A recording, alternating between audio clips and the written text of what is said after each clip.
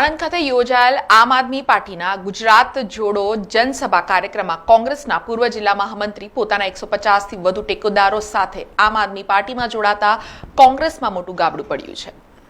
આણંદમાં કોંગ્રેસના રાષ્ટ્રીય નેતા રાહુલ ગાંધીના આગમન સમયે પ્રવેશ પાસ આપવામાં થયેલા ભેદભાવથી નારાજ થયેલા જિલ્લા કોંગ્રેસના મહામંત્રી વિજય બારૈયાએ કોંગ્રેસમાંથી પોતાનું રાજીનામું મૂકી દીધું હતું અને આણંદ ખાતે યોજાયેલા આમ આદમી પાર્ટીના ગુજરાત જોડો જનસભામાં પોતાના 150થી વધુ ટેકેદારો સાથે આમ આદમી પાર્ટીમાં જોડાતા તારાપુર પંથકમાં કોંગ્રેસમાં ગાબડું પડ્યું છે।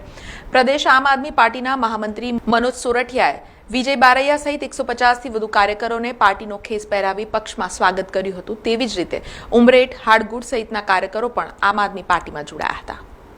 આણંદ જિલ્લામાંથી અલગ અલગ ગામો તાલુકામાંથી આજે મોટી સંખ્યામાં આમ આદમી પાર્ટી સાથે સામાજિક અને રાજકીય આગેવાનો જોડાયા। વિજયભાઈ બારૈયા કોંગ્રેસ છોડી અને આમ આદમી પાર્ટીમાં જે એમની સમગ્ર ટીમ સાથે જોડાયા છે।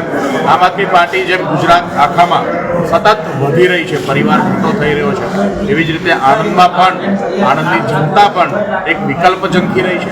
આણંદના અનેક પ્રશ્નો, આણંદ શહેરના પ્રશ્નો, આણંદ જિલ્લાના પ્રશ્નોની સામે આજે જ્યારે લોકો થાક્યા છે, સત્તામાં બેઠેલી ભાજપ સતત નિષ્ફળ જઈ ગઈ છે, ભ્રષ્ટાચારને લીધે આજે એક પણ પ્રોજેક્ટ, એક પણ કામ ભાજપથી પૂરા થતા નથી, ત્યારે આમ આદમી પાર્ટીને એક વિકલ્પ તરીકે ગુજરાતની જનતા જુએ છે।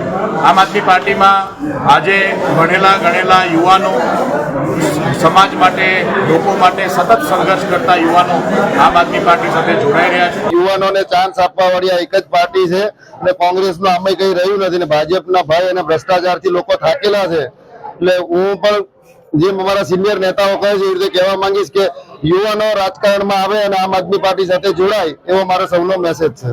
સમાચારોના સતત અપડેટ માટે TNN ન્યૂઝને YouTube પર સબસ્ક્રાઇબ કરી બેલ આઇકોન પ્રેસ કરો અને અમારી સાથે જોડાયેલા રહો Facebook, Instagram અને Twitter ઉપર।